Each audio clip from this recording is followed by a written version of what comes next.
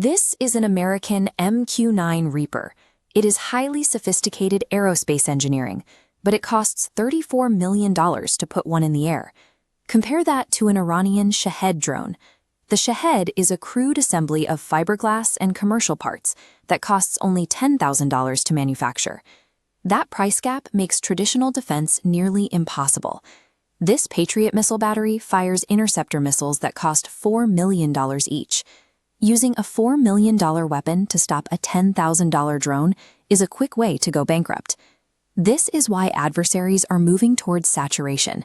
Instead of one or two precision strikes, they launch hundreds of these cheap drones at once, aiming to exhaust the defender's supply of missiles and radar attention.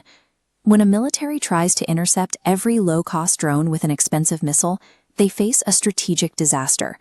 They aren't just losing money, they are draining their national stockpiles of weapons that take years to replace. If the defense is exhausted, even a crude drone can hit a high-value target. This is the U.S. Fifth Fleet headquarters in Bahrain, which recently suffered a successful strike from one of these inexpensive platforms. The math of modern air defense is broken. Attempting to stop cheap mass with expensive precision is a strategy that the world's wealthiest militaries cannot sustain. The concept of the one-way attack drone is not new.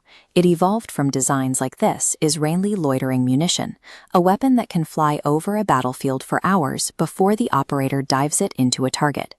The Iranian Shahed 136 takes this concept and strips it down for maximum production.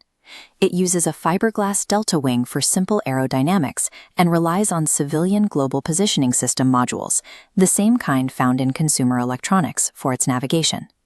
At the back is a basic 50-horsepower piston engine, similar to what you'd find on a small motorcycle.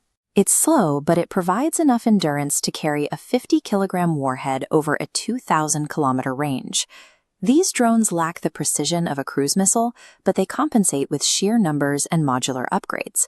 Some versions now even include Starlink terminals, allowing for coordinated swarm tactics that can overwhelm a radar's ability to track targets.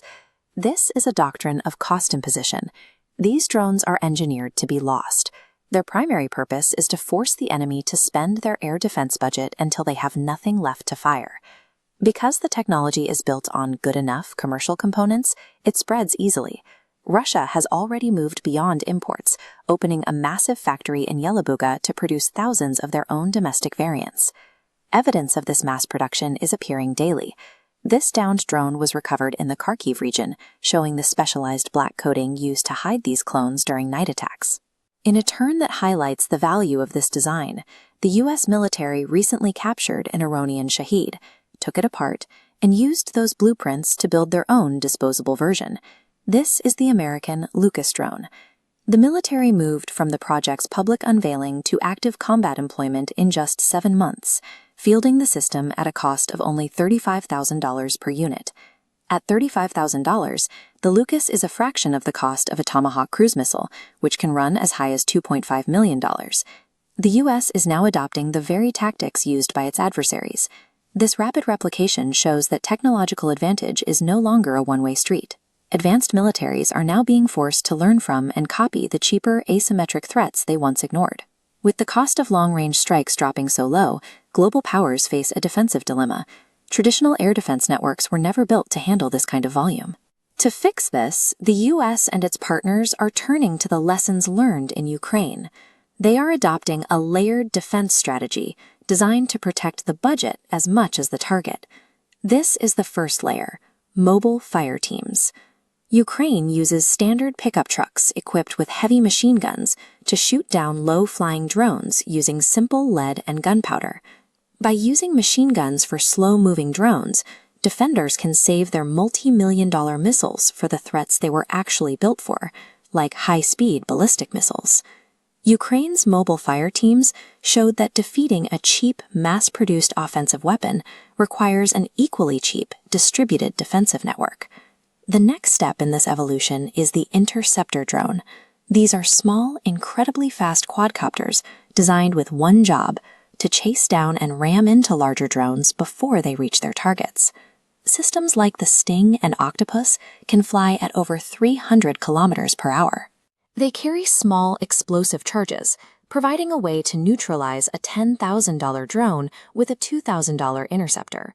The American-made Merab system takes this even further.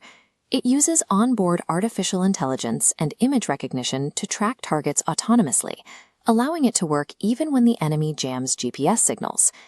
In this environment, air superiority rests with the military that can outproduce its enemy's defenses, while keeping its own costs sustainable.